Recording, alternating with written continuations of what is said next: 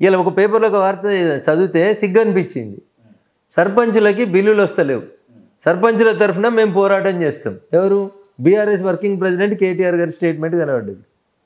ఏమన్నా సిగ్గుంది మాట్లాడుతున్నారా? మనుషులు అయితే మాట్లాడతారా? అన్నం తిన్నోడు ఎవడన్నా మాట్లాడతాడా? అరే హౌలే ఇవాళ బిల్లులు ఎవడు పెండింగ్ పెట్టిండ్రా? ఎవడు పెండింగ్ పెట్టిండు? సర్పంచుల్ని గోసి రాసి రంపాన పెట్టింది ఎవడు? సర్పంచులు ఆత్మహత్య చేసుకుంది ఎవరి టెన్యూర్లో? మీ టెన్యూర్లో సర్పంచులు ఆత్మహత్య చేసుకోరు. మీ హయాంలో సర్పంచులు ఉపాధి హామీ కూలీలుగా మారిండ్రని పేపర్లలో వార్త వచ్చింది. ఏకగ్రీవంగా ఎన్నికైన గ్రామ పంచాయతీలకు ₹1 ఇవ్వలేడు దాకా మీరు.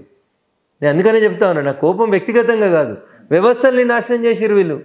సర్పంచులకి బిల్లులు రాకపోతే నేను పోరాడుతా కేటీఆర్ అనేటువంటి statement. How you will justify it? Kranti మాట్లాడొచ్చు అట్లా? అన్నం తినోడు ఎవడన్నా మాట్లాడతాడా?